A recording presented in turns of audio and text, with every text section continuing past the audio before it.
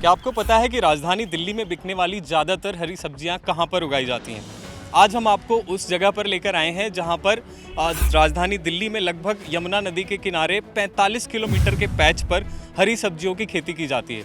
ये ज़मीन कृषि योग्य ज़मीन है जो पुराने ज़माने से इस पर खेती की जा रही है, लेकिन हमें जानकारी मिली कि यमुना नदी के किनारे जो उगाई जाने वाली सब्जियां हैं उनमें हैवी मेटल्स और विषाक्त पदार्थ हैं, जिसको देखने के लिए हम आप यहाँ पर पहुँचे हैं और हम आपको बताएंगे कि यहाँ पर दिखा सकते हैं कि जो लगभग हरी सब्जियाँ हैं, भिंडी, तोरी, मूली, पालक और तमाम ऐसे साग और सब्जियाँ इस नदी के किनारे मौजूद खेती वाली ज़मीनों पर उगाई जाती हैं।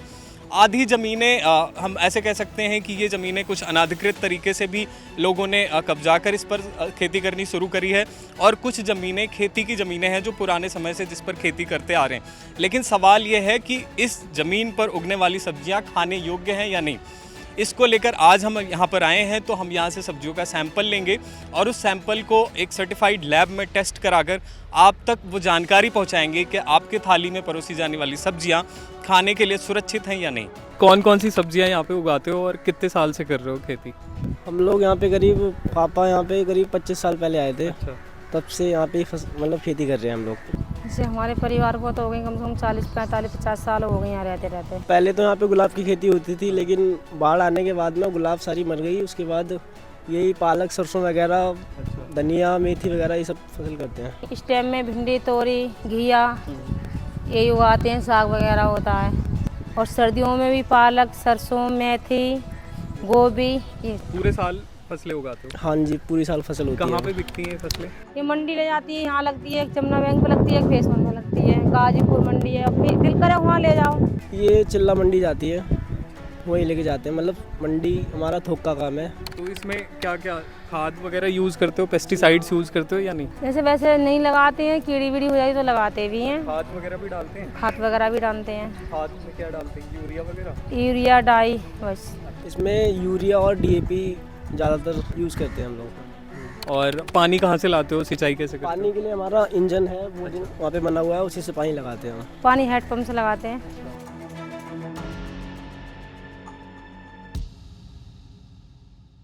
जैसा कि आप देख सकते हैं, ये दिल्ली की यमुना नदी का वही जहरीला पानी है जिस पानी से यमुना नदी के किनारे मौजूद पैच पर जो खेती होती है उसमें सब्जियों की सिंचाई की जाती है।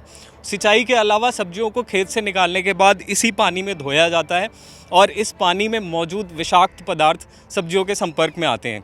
हाल ही में हुई एक स्टडी के मुताबिक दिल्ली शहर का लगभग 80% अर्बन और इंडस्ट्रियल वेस्ट इस नदी में आता है।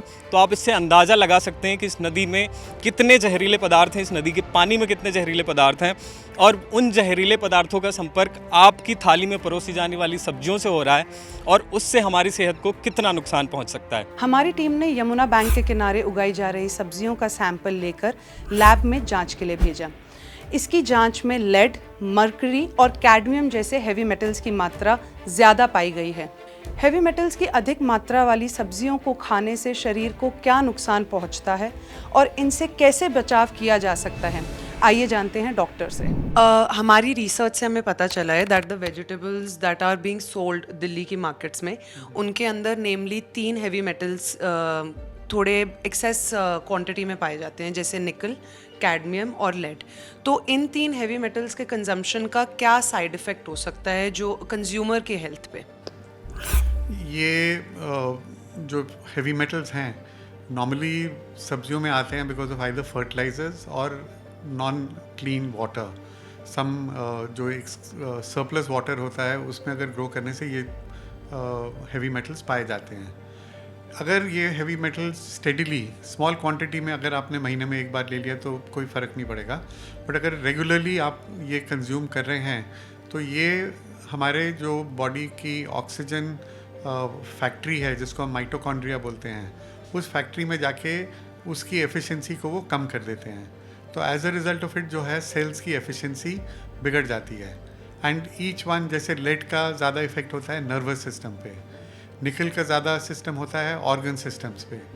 तो ईच वन स्लोली हमारे जो बॉडी के ऑर्गन्स हैं उनको डिस्ट्रॉय कर देता है एंड उनकी एफिशिएंसी कम कर देता है। एफिशिएंसी कम हो जाती है तो हमारे को इनडायरेक्ट एफर्ट होता है, हमारे को लगता है कि हमारे बॉडी में एनर्जी नहीं है, हमें लगता है कि हमें रात को नींद ठीक नहीं आ रही है, या हमारी कंसंट्रेशन ठीक नहीं हो रही है, या हम एक कोई इरिटेटिंग कॉफ है जो हमारे को ठीक नहीं हो रहा। सो डिफरेंट ऑर्गन्स जहाँ पे इन्वॉल्व हो जाते हैं, उन ऑर्गन्स के रिलेटेड सिम्टम्स हमें दिखाई देने शुरू हो जाते हैं, और ये यूजुअली थोड़ा सा लॉन्ग टर्म यूज़ पे है।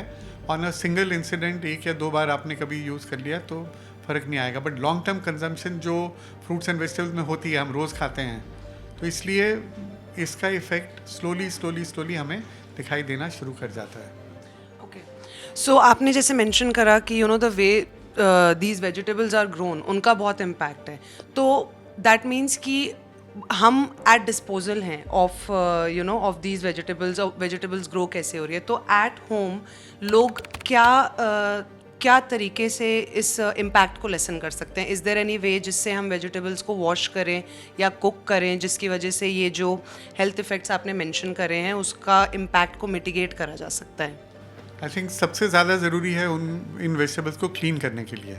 सो cleaning it, washing it in flowing water, and आप you can use a little vinegar. जो सब्जियां हैं, एक पतीले में आपने पानी लिया, थोड़ा विनेगर ऐड कर दिया, वेजिटेबल्स को डाल दिया, थोड़ी देर वेट करने दिया, सो दैट अगर उनमें कोई हैवी मेटल्स हैं तो विनेगर के साथ इंटरेक्ट करके वहाँ से निकल सकते हैं।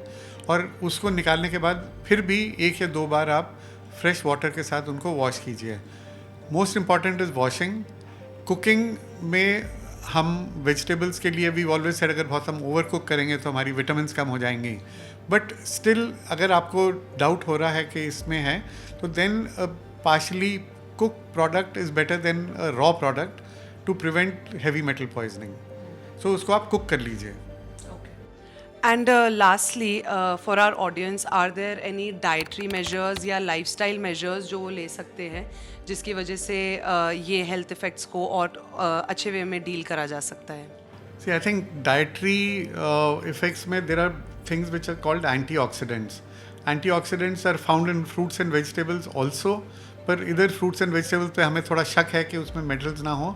तो जो normal dry fruits हैं, जैसे आमंड्स हैं, जैसे अखरोट हैं, काजू है, पिस्ता है, किशमिश है, these fruits, dry fruits have a lot of antioxidants in them, so they can prevent the effects of heavy metal taking place.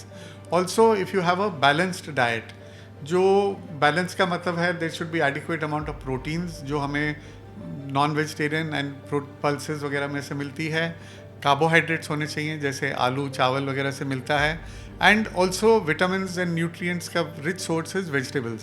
सो अगर हम बैलेंस करके इन सबको रखेंगे तो देन हमारा इफ़ेक्ट इन हेवी मेटल्स का बॉडी पे बहुत कम से कम होगा। थर्डली ऑल्सो जो हम प्रोबायोटिक्स आजकल हम लोग सुन रहे हैं कि प्रोबायोटिक्स यूज़ करने चाहिए। Probiotics again is a set of bacteria और बैसिलस जो हमारी इंटेस्टाइन की हाइजीन को मेंटेन करते हैं, तो वो भी हम यूज़ कर सकते हैं। Probiotics are available as tablets. They're available naturally. Even some of the curds and the milks come fortified with probiotics. There are small commercial preparations like Yakult, etc., which are also full of probiotics. So if you have a balanced diet consciously, then you can even mitigate the side effects of these heavy metals on your body. Yamuna bank के किनारे सब्जियों की खेती और इसमें मौजूद heavy metals के मायने को समझने के लिए हमारी टीम ने भारत सरकार के कृषि मंत्रालय के अंतर्गत आने वाले इंडियन एग्रीकल्चरल रिसर्च इंस्टीट्यूट के principal scientist professor Shakeel Ahmad Khan से बातचीत की। नहीं, ऐसा एज सच कोई प्रोटोकॉल नहीं है, क्योंकि जो FSSAI भी करती है उसको टेस्ट करती है वो मैंने आपको बोला ये अनऑर्गेनाइज सेक्टर है। जो भी फूड प्रोडक्ट्स होंगे FSSAI के नाम चाहिए, स्टैम्प चाहिए, फिर वो आते हैं, वो पैकेज फूड होते हैं। खुले में तो कोई ऐसा सच प्रोटोकॉल नहीं है। पूसा का इतना बड़ा रोल नहीं है, because we are not the that की रेगुलेटरी वो नहीं है। हमारा मेन काम जो है वो प्रोडक्शंस को, प्रोडक्टिविटी को इंक्रीज़ करना, बेटर वेराइटीज़ को रिलीज़ करना, ये है। जहाँ तक इसके रेगुलेशंस की बात है तो अगेन एपिडा है जो डील करता है इन सब सारे एग्रीकल्चर प्रोड्यूस के ऊपर, तो वो एक रेगुलेटरी अथॉरिटी के फॉर्म में काम करता है। देखिए, इसके लिए तो अभी तक नहीं है, जैसे मैंने बोला आपको FSSAI की तरफ से भी नहीं है कि आपने, क्योंकि इसमें कई सारे प्लेयर इन्वॉल्व हैं, जैसे कि फार्मर्स ने ग्रो किया, प्रोड्यूस दिया, और फिर एक मिडिल मैन आता है जो उनसे परचेज़ करता है, वो मार्केट में लाता है, फिर मार्केट में डिफरेंट हॉकर्स होते हैं जो अपने लिए वेजिटेबल्स लेते हैं और फिर मार्केट में सेल करते हैं। तो इसके लिए किस तरह से ऑर्गेनाइज़ किया जा सकता है, इसको करने के लिए गवर्नमेंट को मतलब एक पूरा एक डिपार्टमेंट अलग से मेरे हिसाब से बनाना चाहिए, जिसको वो देखें इस सारी चीज़ों के लिए कि ये एक हेल्थ जो है एक बहुत बड़ा इशू है, जो कंटामिनेशंस हो रहे हैं, जो एडल्ट्रेशन किया जा रहा है, जो इस ऑर्गेनाइज सेक्टर में, उसको चेक करने के लिए। अब सवाल यह उठता है कि आखिर राजधानी दिल्ली और इसके आसपास रहने वाले लोगों को क्यों सब्जियों के साथ जहर का सेवन करना पड़ रहा है। सरकार और सिस्टम को चाहिए कि प्रदूषित सब्जियों की खेती का कोई स्थायी समाधान ढूंढे। हम आपसे भी यही कहना चाहेंगे कि ऐसी सब्जियों का सेवन करने से बचें और इस स्टोरी को अपने लोगों तक ज़रूर पहुंचाएं। हमारे चैनल ओनली माई हेल्थ को लाइक और सब्सक्राइब करें। आप व्हाट्सएप पर भी हमारे साथ जुड़े रह सकते हैं। स्क्रीन पर दिख रहे बारकोड को स्कैन करें और पाएं हेल्थ और फिटनेस से जुड़ी हर विश्वसनीय जानकारी।